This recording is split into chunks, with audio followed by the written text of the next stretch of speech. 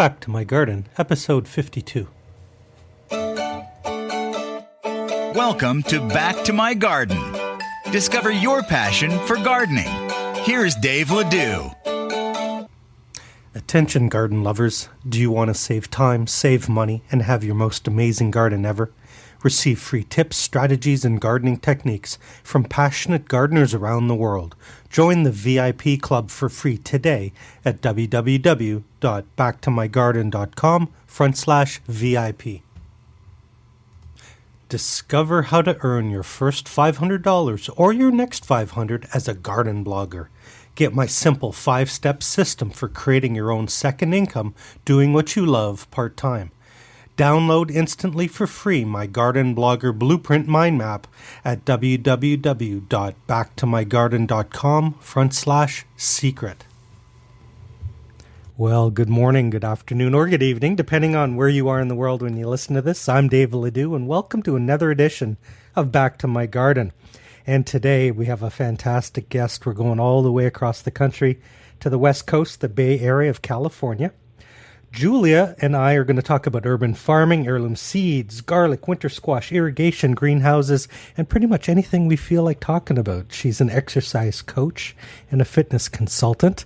Welcome to the show, Julia Chilicas. Hi, Julia. Hi, good morning. How are you? Fantastic. You and I were just talking off air about all the great things we're going to talk about in your garden, but I gave you a little bit of a background and an introduction. I want to hear your story, and I know the listeners want to get to know you as well. So, Julia, take a minute and share with our listeners a little bit about your background and how you got into gardening.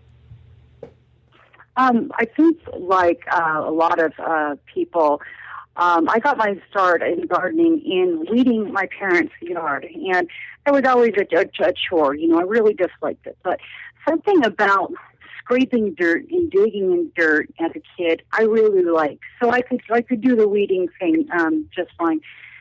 And my father started gardening and bringing back native plants due to the drought in like 1977. This is in a really small place called Lompoc, California. And lawn just got to be too expensive to water, much like it is now. And he was always of the opinion that lawn was a waste of space and time. So he started planting all types of native trees and shrubs to bring back all types of bees and birds and things of that nature.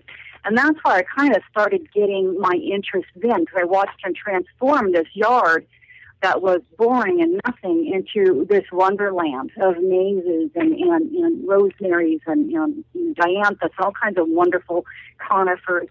So it started me there. And then when I moved to San Francisco, in 1985, I always was obsessed. I had to have some type of at least a window box to grow herbs, mainly the typicals, rosemary, marjoram, oregano, and it just grew from there until it became this insane passion where I had to have a house with a large enough yard to grow a lot of food.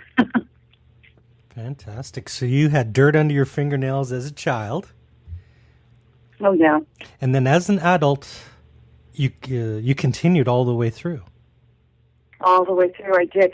One of the requirements when we were buying the house is I wanted two things. All I cared about was a huge kitchen and a very large yard. And I got both of those. So the main thing I do is food now. I was always kind of a flower snob, like, I don't waste time with flowers. Well, that's kind of changed because I can't. I've got enough food plot. One of my smaller garden areas is 33 feet by 17. And so I've got 2 or 3 of those in the backyard. So then I started patching in other herbs like borage and lemon verbena. And then it kind of just exploded into dahlias. The next thing you know, I've got dahlias coming out my ears. And that was my passion last year. So now I've discovered Annie Vanuels. It's a native plant, I think in Richmond or Berkeley, California, and she sells a whole bunch of plants and flowers you would never believe. They're just fantastic, and they're primarily local and some exotics as well. Fantastic. Now, for those of you international listeners, welcome, and of course you get the lesson in geography.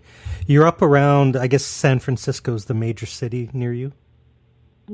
Yeah, San Francisco's 25 miles away. And what kind, we've heard a lot about this drought in California. Did you guys get a little bit of that? What kind of season did you have? I had a really bizarre season. My tomatoes came in hard and fast really soon. My potatoes went out quickly. Garlic came due in early June, and I calculated it wasn't supposed to be there ready till July.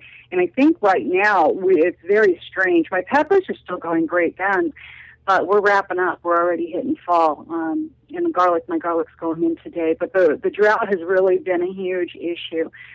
Trying to save on the water. So that's why we've been talking about me doing the drip irrigation. And I'm still winding up having to do some flooding to catch the spots that the drip irrigation doesn't quite reach, because I've got 5, 6, 7 different types of soil back there. So it's really a challenge. But the drought's hit us pretty hard.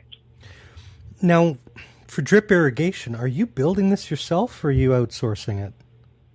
No, I outsourced this one. Well, I had someone come in and put in the valve, and then I ran the lines and the pipes, so that explains why it's not quite perfect. But I like it because it's the brown neticum. I don't know if you're familiar with it. It's kind of like a rainbird drip system, but you can cut it and configure it in any way that you want to get to deliver water coverage. Fantastic DIY.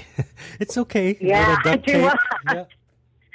No. I found out a long time ago duct tape does nothing for holes in the irrigation systems. You unfortunately have to cut out the ascending spot and replace it with new line. We're putting in garlic for the first time. Me? Got any tips for first-time garlic growers? Oh yeah. Fine. You get. I prefer hardnecks.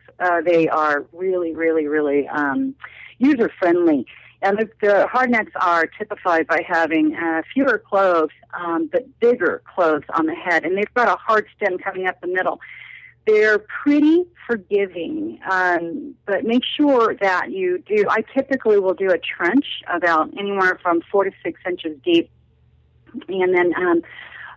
Compost, of course, your people have heard that about 15 million times. Lots of compost, feed them well, pop them in about 2 inches deep, and then sit back and let them grow. But they're real estate hogs. They take up a lot of time in your garden because it's between 7 and 9 months commitment. So you better make sure that you have an open patch of dirt you can allow that to take over. Fantastic. Yeah, I was at the farmer's market and this Amish couple. And I'm telling you, like, you know how they have the beards but no mustache? He might have been 19 years old, and he had a little scraggly neck beard, and his wife was with him, a little cute couple. And he had, like, a red garlic and then the traditional giant white one. And he hooked me up with some hot peppers, too. Like, it's always fun to run into another pepperhead, right? He had a glint in his eye, and it wasn't for sale for the normal people. He kept them under the counter with the dangerous peppers, and... You never know if you don't ask. Are you telling me that you have a problem that we should talk about? Maybe an intervention that needs to be done? Well, I thought it was getting out of hand with the tomatoes. We did 22 kinds this year, but the peppers have become an obsession with heat and Scoville units, and it never ends. Oh, no, it is not. It's never ending. Although I think I found my holy grail of peppers last year. I stumbled onto... anchos and pasilla vigias.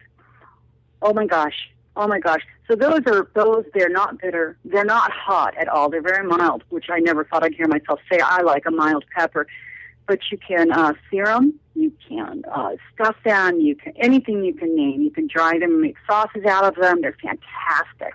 So the pasilla vigias are my favorite. And they ripen to almost a brownish purple before they hit the red stage. So that's kind of nice too. Yeah, a bit of color. I think we're doing it's a Chinese variety with 6 colors. And I ran into a guy on Twitter named Pepper Joe. And he's got a website. I'm going to write that down. Yeah, I think it's at Pepper Joe. Okay. Picture a website built by fraternity guys from college. Like, it's just oozing testosterone. It's just one of those websites, and it's all ridiculous pepper with even more craziness on top. And Pepper Joe is kind of my new go-to guy. And I'm not into the big heat like some of those guys. Yeah, no. Now, I have a friend that her husband wins the annual salsa festival down here in Redwood City all the time. Well, he won three years in a row, but she keeps a pot of, I think they're called puta peppers, and they're the little black ones, and she keeps pots of those going for him all summer, all winter, so he can make his salsa at any time of the year. And it's a very, very hot, I don't know what it is on Scoville units, but it's a very hot pepper.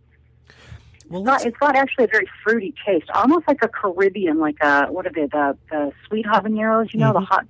Yeah, sweet habaneros.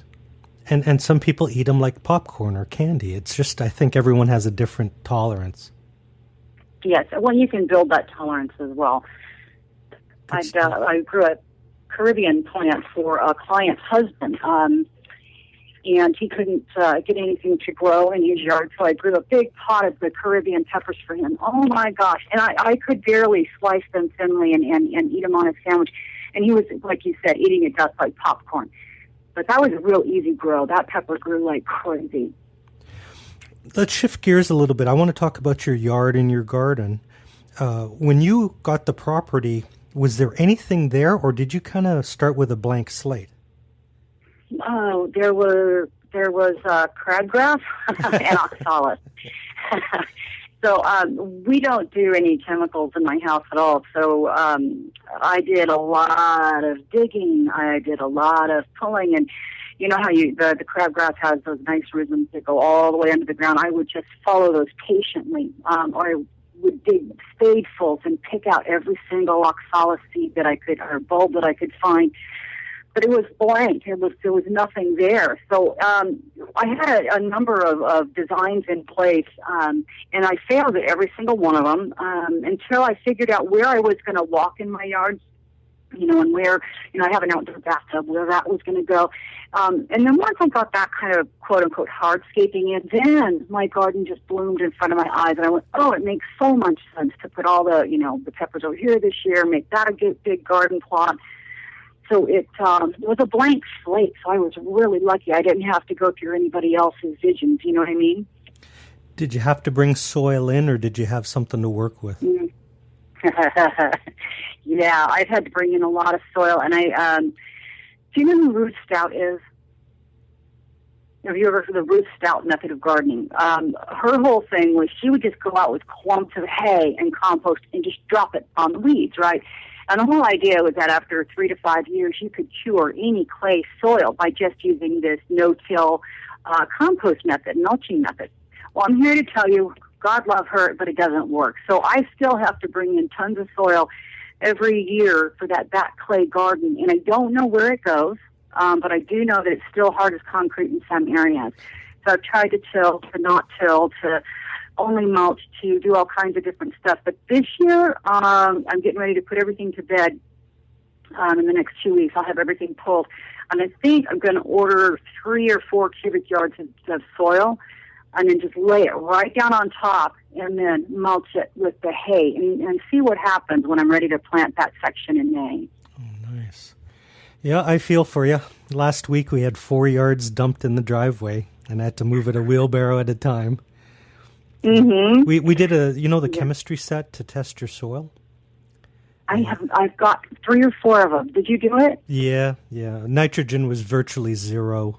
We're very acid, like 7.5. One bed was 8. Oh, really? Yeah, so we got to bring that pH down and all kinds of stuff. My wife was in there, like, being a doctor. She had crushed eggshells and sulfur tablets and bone meal, and I'm just moving wheelbarrow after wheelbarrow, and she's in there and just, yeah. And anything that was super acid, the tomatoes were so unhappy in those beds. Yes, very. Now, the problem I have, one of the things that I'm not doing the soil strips is because I've got so many different types of soil. I think, well, dang it, right in this, I mean, I would have to test every square foot, to figure out what the heck I needed. So I think I'm just going to go with the broadcasting method, okay? Everybody's getting lime this year. Everybody's getting, a load of compost, and then see if we can kind of like let it self-correct. I like, Julie, I take notes because I put the show notes up on the blog, and I was writing there about your composting method until you said it doesn't work, so I scratched it all out. But I like that the broadcast method of soil. That you need to look up Ruth Stout. There was a video that went around about her a while ago, and it was the Ruth Stout method. And I think at the time she was 90-something years old, and she was just hooked back, just hunchback, and she would go out there and she'd roll over a bale of hay and pull out a turnip, and say, well, now I grew this last year and see this turnip's still good. And then she'd be wandering along and there'd be a weed and she'd drop a clump of, hay on that. She said she hadn't weeded or watered in, I think, 24 years or 14 years, some insane. And I thought, well, you go, girl. That's what I want to do. Wow, that's impressive. When you look over your garden for this season, the listeners love to hear. It's not eavesdropping or being nosy. It's just the sharing of stories. What was your garden like this year? What gave you joy, and what frustrated you? Well, joy. Oh, my gosh. My winter squash and my garlic. The garlic was a little on the small side because the chickens got out not once, not twice, but 3 times, and they kicked up the bulbs, the garlic bulbs, and they kicked over the markers. So I didn't know what in the heck I had growing and where. But the garlic still turned out astronomical, so darn good. It cured perfectly. It's fat, beautiful, white, creamy cloves. I had 4 or 5 different varieties last year. And then my perennial favorite is winter squash. I discovered a thing called faerie squash, and it's like a butternut or a buttercup or something of that nature, but it's got a very small seed capsule. So you get a lot of dense orange sweet flesh, and it's very prolific. And they say on the package, I can't remember where I got those. I think I got them from John Sheepers. But I just bought them on a whim. You know how that is. You get binging on buying seeds and you can't stop. And it's been between 4 and 8 squash per plant, which is unheard of, and it's quite the rambler. What else? I had buttercup. My buttercup was outstanding this year. And then the most wonderful thing, have you heard of Baker Creek seeds? Rare seeds? The mothership. Okay. Absolutely. Oh, love that. Love Baker Creek. So I got from them this year, I'm kind of transitioning to almost shopping just at Baker Creek, but I got a thing called a winter squash called a Georgia roaster, and it's probably 1.5 foot, 2 feet long, and they can get 15 pounds. My biggest was 11, and I can get 12 meals out of one of those squash. It's easy to peel, real small seed cavity, and sweet as heck. You wouldn't even believe it. You don't need anything on it. So those were my outstanding successes. My failures, beets. And beets, you can just put that down on the chart. Julia can't grow beets. They don't love me. They won't germinate. The irrigation, here we go with that again, is uneven. So beets hate me. I'm not laughing at you. I'm laughing with you. But you know what? You can't give me a kale that I can't grow or a collard green. And we eat a lot of that. And perpetual spinach chard, if you get a chance to order that, wow. That stuff doesn't stop growing. It's very, very disease resistant. And it's supposed to be a biennial. I don't know because we can't keep it in the ground long enough, But it's delicious stuff, too. Perpetual spinach chard. Perpetual spinach chard. That's a new one on. And that was, most of what I found, I stumble across, or they're weird volunteers. Like the first time I saw spinach chard, it was growing up against my back fence, and it looked like a massive beet above ground with these wonderful greens. And the chickens started eating them one day, and I thought, oh hell, if the chickens can eat them, I can eat it. And it was lovely. So then I went around taking it to Common Ground in Palo Alto and every other gardening center, saying, do you know what this is? And I finally ran into some hippie guy at the farmer's market, and I had it with me because I'd been going down to my local nursery. And he was, oh, dude, that's wild San Francisco chard. And that started me on the hunt. I went, oh, it's chard. It's not spoon. So then I stumbled across the spinach chard, and I've been growing it ever since. It's wonderful. Do you boil it or eat it? Do you eat it raw or boiled? Everything. Normally, I don't cook my greens for very long at all, especially collards. You know, my parents were from the South, and you had to boil the heck out of everything, right? I mean, that's how you cooked collard greens. Everybody says you got to cook them for a long time, and turnip greens because they're bitter. I blanch my turnip greens. I blanch my collards maybe 30 seconds to 3 minutes in a cast iron skillet and dress it with some olive oil and eat it. Not bitter at all. Nice. I was going to ask you if you're on the cooking side as well, so that's great. Oh, yeah, you love to cook. Yeah, good. Yeah, I've been canning a lot of stuff because we decided that we're not, we had a zero waste policy in the house for a New Year's resolution a few years ago. So if we can't eat it, and chickens can't eat it, and dogs can't eat it, and the compost can't eat it, we got a problem. Mm-hmm. So we try not to. So I can a lot. I did a lot of fig jam this year. I had figs coming out my ears. I couldn't keep up with them. We do a lot of tomato canning and a lot of freezing, and yeah, it's work. It's almost like a full-time job. Yeah, but do you have a little bit of a love affair with it or a sense of satisfaction? Oh my gosh, yes. I can't. I never come back disappointed. Beets or not, I never come back.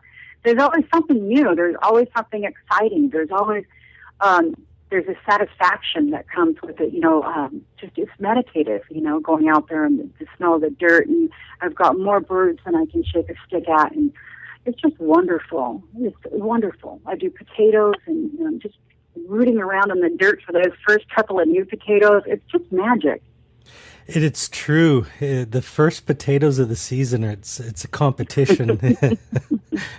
Tiny little red ones or white ones, but yeah, I remember that as a child. Yeah. And of course, I would lose. My father would just say, they're mine. And my first job, I think I was 4 or 5, was picking potato bugs.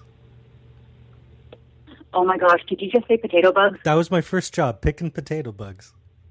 Oh, I still get nauseated when I think of those things. One scared me as a little girl, and I've never recovered.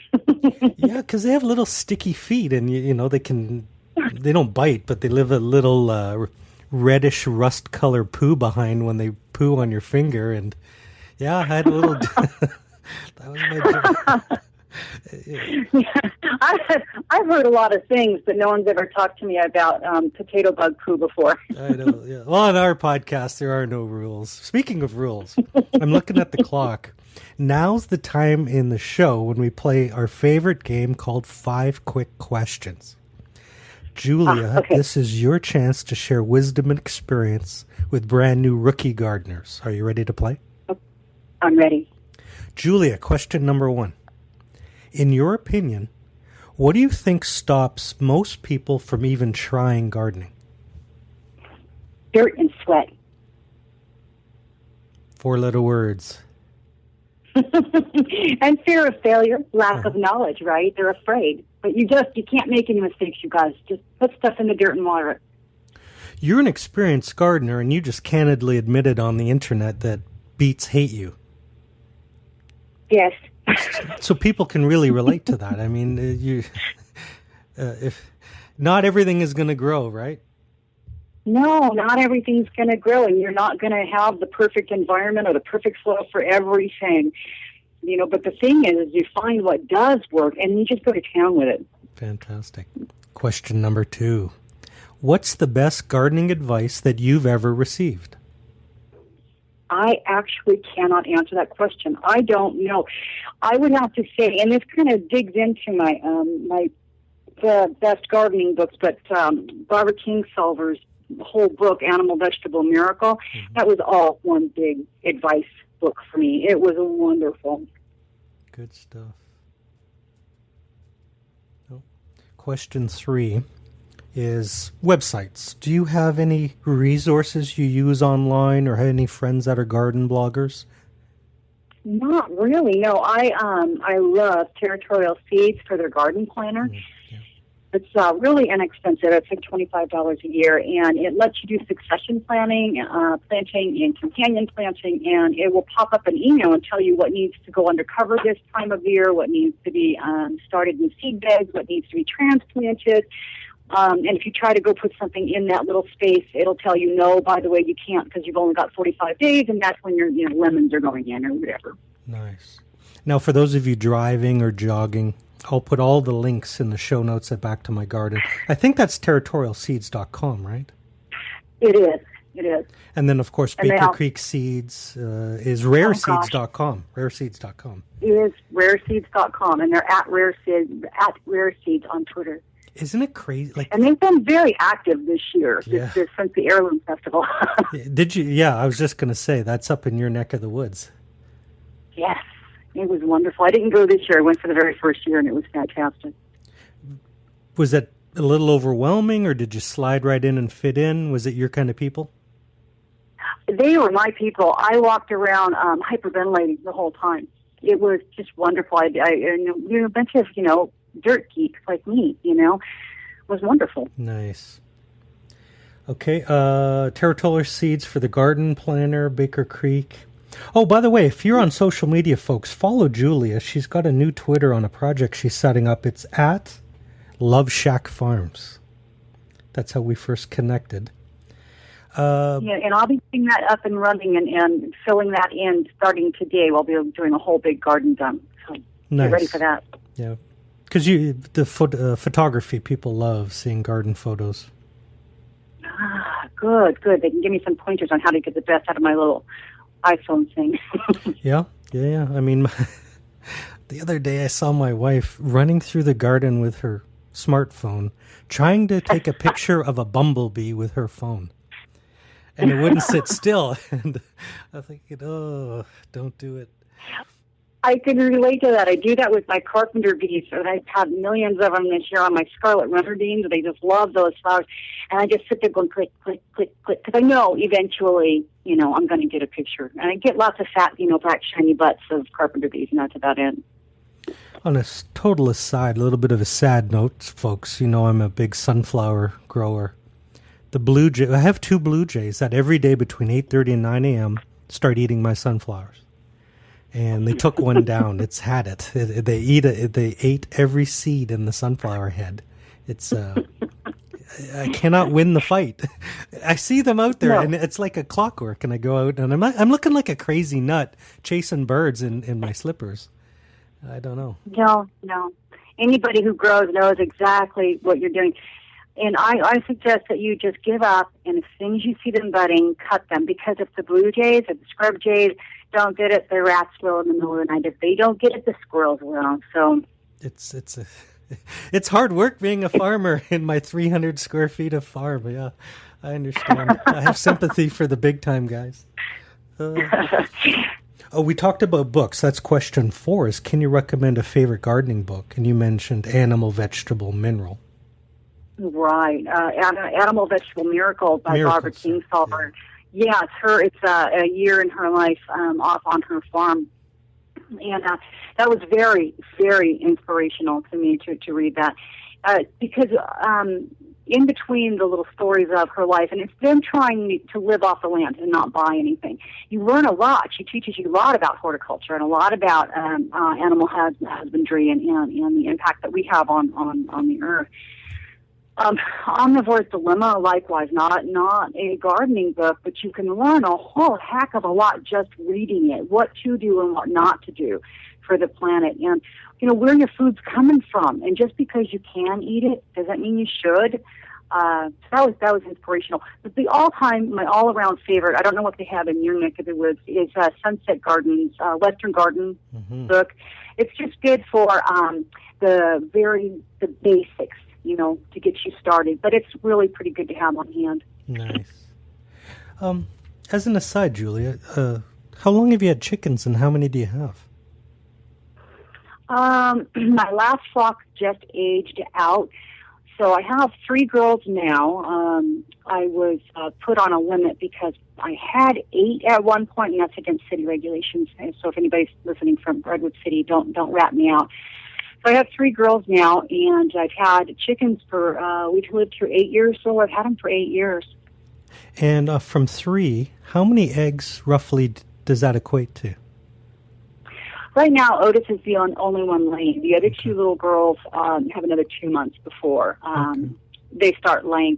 But I got a Leghorn and Australorp, and both of them are very, very productive. So I should be getting, 3 times 7, close to 20. I'd say probably about 17 eggs a week. Nice. Boy, you just hit some hot buttons with people listening because, fresh eggs.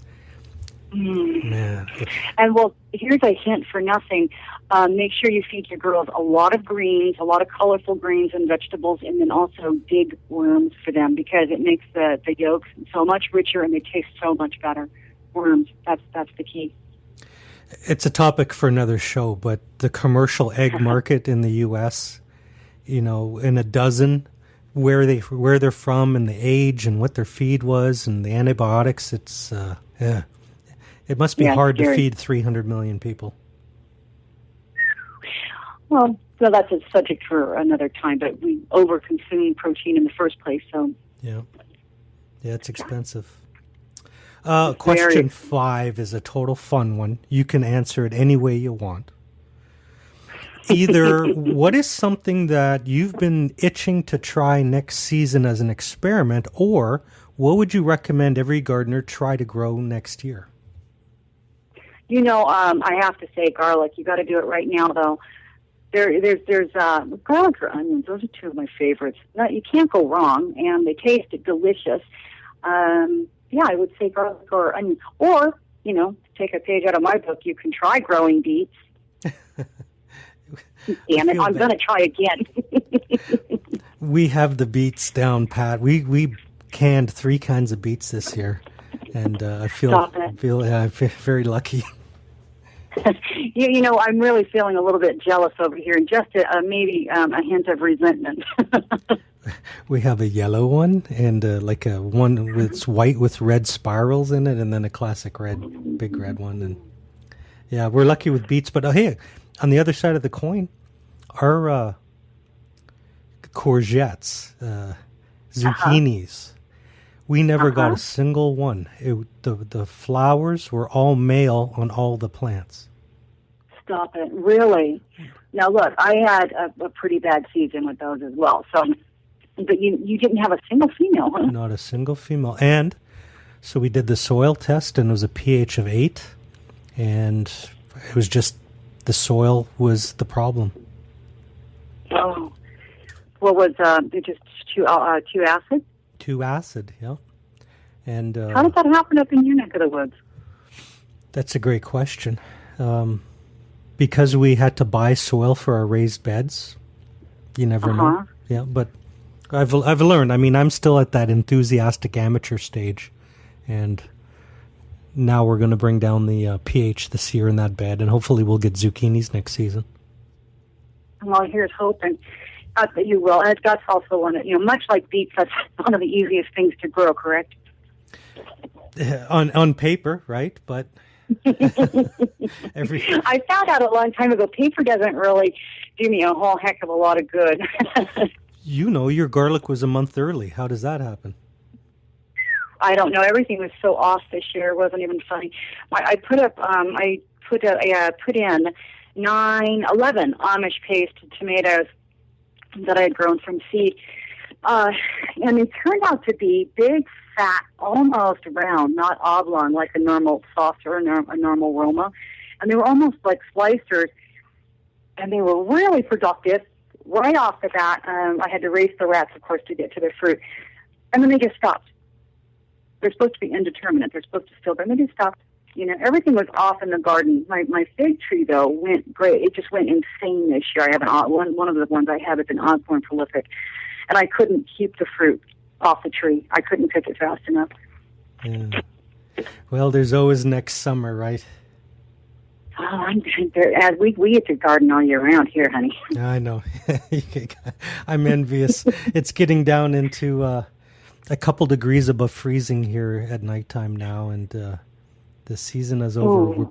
I'm going to go out and pick raspberries after this call, and the very last eggplant, and that's the last of the garden. Oh, wow. I'm very sad for you. Yes, but, the first sunny day in March, everyone's out shoveling the snow off the garden and hoping. And, yeah, it's very good. Our time is winding down, Julia. You've been an incredible guest. Lots of good information. I took half a page of notes. I'll put it all up on the blog. Oh, good. I want you to have the last word to the listeners today, Julia. Do you have either a pearl of wisdom or maybe a note of encouragement for the gardeners on their journey? There are no mistakes. Absolutely do whatever your heart tells you.